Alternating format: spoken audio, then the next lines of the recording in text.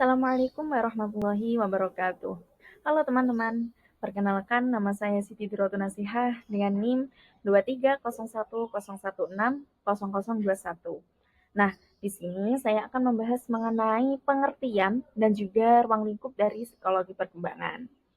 Sebelumnya, teman-teman pernah nggak sih mengamati perkembangan-perkembangan manusia kayak yang bayi awalnya hanya bisa menangis, kemudian berubah menjadi anak-anak yang mulai bisa berbicara, mulai bisa berpikir, mulai bisa berhitung, terus kemudian berubah menjadi para remaja yang bisa berpikir kritis dan bisa mengatakan semua argumen-argumen yang dimilikinya. Nah, nanti itu semua akan dibahas di psikologi perkembangan. Baik, langsung saja. Yang pertama kita akan membahas mengenai pengertian dari psikologi perkembangan. Di sini saya memiliki pendapat dari Linda L. Daydorf. Beliau mendefinisikan bahwasannya psikologi perkembangan adalah cabang ilmu psikologi yang mempelajari perubahan dan perkembangan struktur jasmani, perilaku, dan fungsi mental manusia. Nah, ini tuh dimulai dari manusia itu masih di dalam kandungan ibunya hingga manusia itu dilahirkan dan menjelang mati.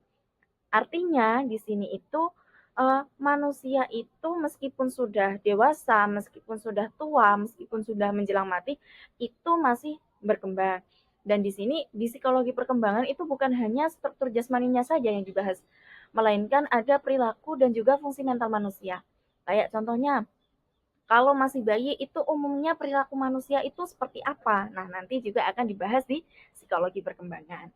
Lalu bedanya apa sih perkembangan dengan pertumbuhan? Kan sama-sama berubah ya.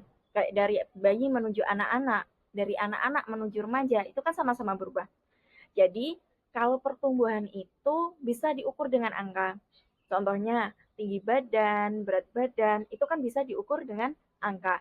Tetapi kalau perkembangan itu tidak bisa diukur dengan angka. Karena apa? Kan nggak mungkin kalau perilaku manusia itu diukur dengan angka. Kayak perilaku manusia kalau masa anak-anak itu idealnya angkanya berapa? Kan nggak bisa diukur dengan angka. Gitu. Nah, selanjutnya saya juga memiliki pendapat dari Chaplin. Beliau berpendapat bahwasannya psikologi perkembangan merupakan cabang dari ilmu psikologi yang mempelajari proses perkembangan individu baik sebelum maupun setelah kelahiran berikut pematangan perilakunya. Jadi, pendapat Chaplin ini menguatkan dari pendapat Linda yang sebelumnya sudah saya jelaskan bahwasanya di psikologi perkembangan itu pembahasannya adalah manusia dari manusia tersebut masih di dalam kandungan ibunya hingga manusia itu dilahirkan. Nah, di sini ditambahkan beserta dengan kematangan perilaku-perilakunya. Tuh. Nah, jadi intinya pengertian dari psikologi perkembangan secara umum itu adalah ilmu psikologi yang mempelajari perkembangan manusia dari manusia itu masih di dalam kandungan ibunya hingga manusia itu dilahirkan dan manusia itu menjelang mati. Kemudian yang terakhir kita akan membahas mengenai ruang lingkup dari psikologi perkembangan. Jadi sebenarnya ruang lingkup dari psikologi perkembangan itu apa aja sih? Nah, di sini Ahmadi dan Soleh menguraikan ruang lingkup psikologi perkembangan itu menjadi tiga. Yang pertama, psikologi perkembangan itu cabang dari ilmu psikologi. Jadi di dalam ilmu psikologi itu kan banyak sekali jenisnya. Ada psikologi sosial, ada psikologi umum, ada psikologi kepribadian, dan ilmu-ilmu psikologi yang lainnya. Dan salah satunya itu ada psikologi perkembangan. Yang mana di psikologi perkembangan ini fokusnya itu kepada perkembangan-perkembangan manusia dari manusia itu masih di dalam rahim ibunya hingga manusia itu dilahirkan dan hingga manusia itu menjelang mati. Yang kedua, ruang lingkup dari psikologi perkembangan adalah objek pembahasannya adalah perilaku atau gejala jiwa seseorang. Nah, contohnya anak contohnya bayi yang awalnya itu kalau lapar dia hanya bisa menangis. Kemudian setelah dia berubah menjadi anak-anak, dia itu bisa ngomong sama ibunya kalau dia sedang lapar.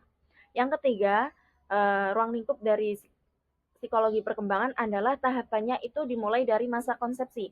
Nah, masa konsepsi ini maksudnya adalah masa di mana manusia itu masih di dalam rahim ibunya hingga masa dewasa.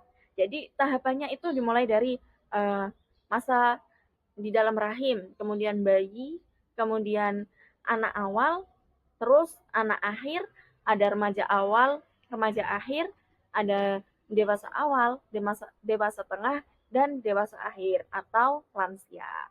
Jadi itu adalah penjelasan mengenai pengertian dan juga ruang.